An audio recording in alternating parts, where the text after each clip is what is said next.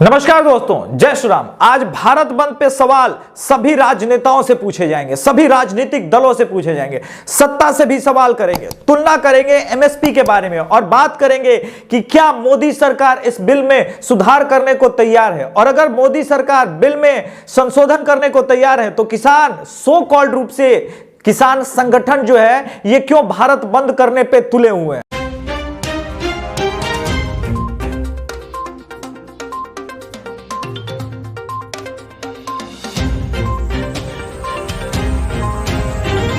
दोस्तों कुछ आंकड़ों पे हम बात कर लेते हैं। गेहूं जो है 2009 से लेकर के 2014 तक जो है मनमोहन सरकार में वो 1400 रुपए पर क्विंटल था, जबकि मोदी सरकार ने उसको बढ़ा करके 1900 रुपए क्विंटल कर दिया है, 1975 रुपए। उसी तरह 1310 रुपए का धान था क्विंटल के हिसाब से और मोदी सरकार में जो है ये 1868 रुपए है। उसी तरह से चना दाल 3100 रुपए था, अब वो बढ़कर के 5100 रुपए का हो गया है। एमएसपी की मैं बात कर रहा हूं, ये मोदी सरकार ने बढ़ाया है। जो टोटल है 41%, 43%, 65% तक का एमएसपी में इंक्रीमेंट मोदी सरकार ने दिया है। तो कांग्रेस सबसे पहले इस बारे में बात न करे तो बेहतर है। अब दोस्तों एक और चौंकाने वाला आंकड़ा देखता हूं। यह एक जबरदस्त न्यूज है छत्तीसगढ़ की। यहां एक आदिवासी किसान ने आत्महत्या इसलिए कर दी क्योंकि उसका 1 क्विंटल 11 किलो में बदल दिया गया धान। ये मंडी में बेचने गया था, पढ़ा लिखा तो था नहीं। अब आपने 1 क्विंटल को 11 केजी कर दिया एमएसपी के हिसाब से, पर उसे आत्महत्या करने को मजबूर होना पड़ा। लेकिन ये जो हथरस वाली भाभी है या चंद्रशेखर है या रावण है, ये लोग जो जा रहे हैं ना प्रदर्शनों में, या फिर योगेंद्र यादव, ये छत्तीसगढ़ सरकार से सवाल नहीं पूछेंगे क्योंकि छत्तीसगढ़ में तो कांग्रेस की सरकार है। और कांग्रेस की सरकार में एक गरीब आदिवासी अगर आत्महत्या कर लेता है तो पॉलिटिकल माइलेज इनमें से किसी को नहीं मिलेगा। ये वो योगेंद्र यादव है दोस्तों जिसको भारत की जनता ने नोटा से कम वोट दिए थे 2019 के चुनाव में। इसकी स्वराज पार्टी चुनाव लड़ने उतरी थी। ये इसकी हैसियत है। भारत की जनता जिन लोगों को सिरे से नकार चुकी है। अब अखिलेश सरकार की बात कर लेते हैं। 2011, 12, 13 तक ये गन्ना किसानों का पैसा भुगतान नहीं कर पा रहे थे।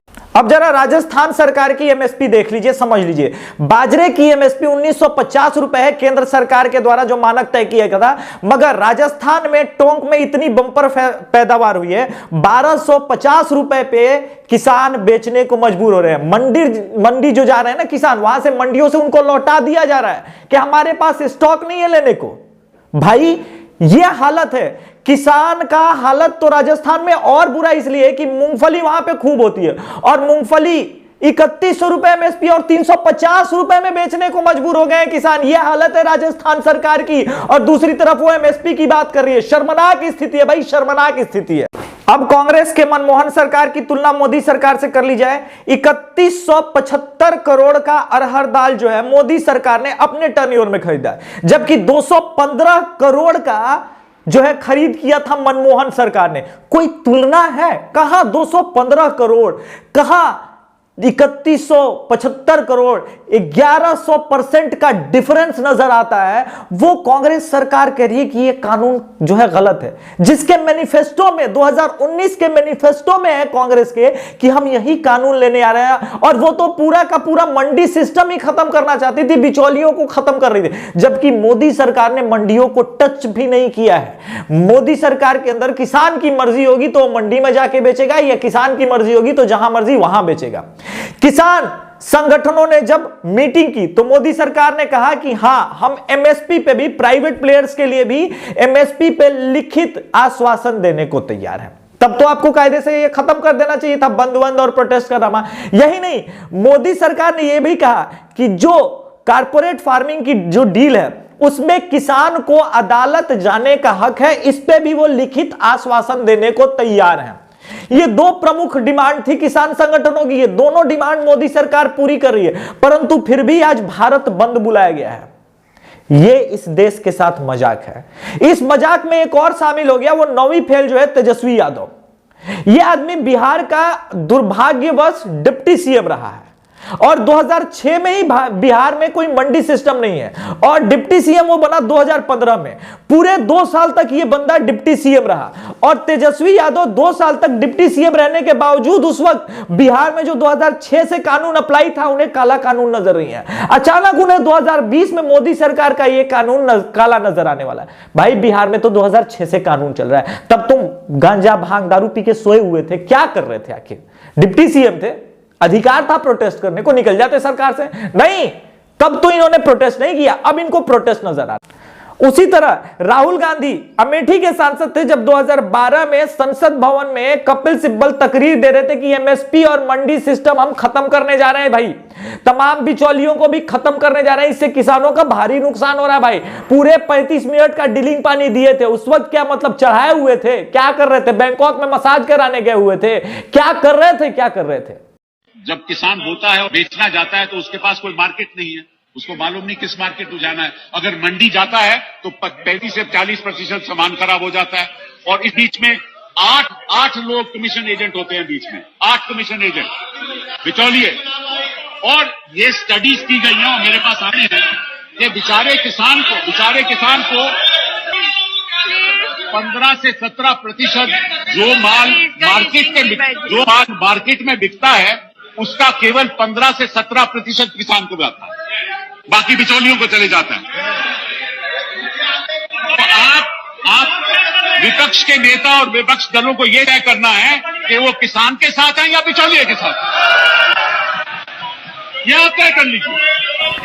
एक आंकड़ा धान पे भी 1768 मैट्रिक टन मनमोहन सरकार में धान खरीदा गया था, जबकि मोदी सरकार में जो है ये बढ़ के 2730 मैट्रिक टन का टोटल खरीद हुआ है।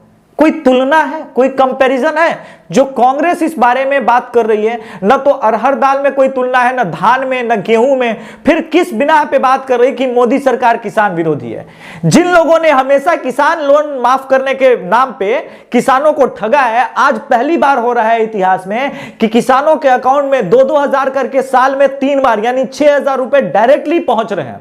किसानों के बेनिफिट के लिए अलग अलग स्कीमें शुरू की गई। नीम कोटिंग यूरिया मोदी सरकार ने शुरू किया। इसके पहले कांग्रेस के टाइम में यूरिया की कितनी धांधली होती थी ये हम सब जानते हैं, और फिर भी ये सरकार किसान विरोधी और ये किसान समर्थक हैं। शर्मनाक स्थिति है भाई। अब बात कर लेते हैं ममता बनर्जी की। 8 दिसंबर 2014 में किसान मार्केटिंग बिल वेस्ट बंगाल में ममता बनर्जी ने पारित किया था। यार खुद ही ये बिल पारित किया, इसी तरह का मिलता जुलता बिल वेस्ट बंगाल में, और 2020 में कह रही है कि ये बिल किसान विरोधी है। मतलब क्या चरस फूंक लिया है, गांजा फूंक लिया? क्या मजाक चल रहा है भाई? इस बिल के प्रावधान में बिल्कुल यही सिस्टम्स हैं जो कि मोदी सरकार 2020 में लेकर के आई है। तो आपने देख लिया, समझ लिया, तुलनात्मक अध्ययन समझ लिया। अब मैं आपको मुख्य बात बताता हूं। इस आंदोलन के पीछे जो षड्यंत्रकारी हैं वही षड्यंत्रकारी थे निश्चित रूप से जो शाहीन बाग में थे। इनका मकसद देखिए, एक बार अगर मोदी सरकार पे हमने किसानों के नाम पे ऐसा प्रेशर बना दिया कि ये बिल रोल बैक कर ले, वापस ले ले, तो हम आने वाले बिलों पे भी ऐसी ही कार्रवाई कर सकते। इन्हें पता है कि आने वाले बिल जो है जनसंख्या नियंत्रण कानून, कॉमन सिविल कोड जैसे बिल हैं, तो इस प्रकार का षड्यंत्र इसीलिए रचा गया है कि एनआरसी जब लागू हो या फिर कॉमन सिविल कोड लागू हो या जनसंख्या नियंत्रण कानून हो, तो हम इसी तरह से पूरे भारत में उत्पात मचाएंगे, पूरे भारत को बंद करेंगे, अनस्टेबल करने की कोशिश करेंगे। और हमारा मुख्य मकसद एक ही है कि मोदी सरकार को राष्ट्र हित में काम नहीं करने दिया जाए। किसानों का अगर इतना ही भला हो रहा था इन प्रावधानों से, इन कानून से, तो लगातार किसानों की जो पिछले 70 साल से आत्महत्या का सिलसिला है वो रुक क्यों नहीं रहा है? यह सवाल पूछने की जरूरत अब इसलिए आ गई है क्योंकि बदलाव जरूरी है। रंगनाथन जी भी कहते हैं कि भाई बदलाव की हम बात करते हैं, परंतु एक सरकार कलेजा दिखा करके जब बदलाव के लिए कुछ कानून लेकर के आती है तो इस देश का पॉलिटिकल सिस्टम जो वही कानून लेके आया था, जो वही कानून की जो है लगातार वकालत कर रहा था, वही कानून वो भी लाना चाहता था। लेकिन चूंकि मोदी सरकार लेके आई है तो हम सड़क से लेकर के दिल्ली में हर जगह उत्पात करेंगे, पूरे भारत को बंद करेंगे। तेजस्वी यादव के बारे में मैंने बता दिया, अखिलेश यादव के बारे में मैंने बता दिया। यही हालत कैप्टन अमरिंदर सिंह की है और तृणमूल कांग्रेस का भी है, और यही लोग असल में विरोध करना चाहते हैं। पहले एक था कि भाई पंजाब के किसान और हरियाणा के ही किसान क्यों कर रहे हैं, लेकिन इन किसान सो कॉल्ड रूप से जैसे योगेंद्र यादव जैसे लोगों को लगा कि भाई जब तक पूरे भारत में हम समर्थन नहीं जुटाएंगे ये बात मुद्दे की हो नहीं पाएगी। तो इन्होंने तृणमूल से समर्थन मांगा, इन्होंने सपा से समर्थन मांगा, इन्होंने राजद से समर्थन मांगा। बताइए राजद का समर्थन देने का कोई औचित्य भी बनता है? वो आदमी खुद 2 साल डिप्टी सीएम रहा है बिहार का और यही कानून 2006 से चल रहा है। इसीलिए दोस्तों झांसे में मत आइए, इस प्रकार के किसी भी भारत बंद का जबरदस्त ढंग से विरोध कीजिए। जो भारत बंद के समर्थक है वो इस वक्त देश विरोधी तत्व हैं और वो निश्चित रूप से वो किसान नहीं है, क्योंकि किसान इस वक्त रबी की फसल की बुआई कर रहा है। जय श्री राम दोस्तों।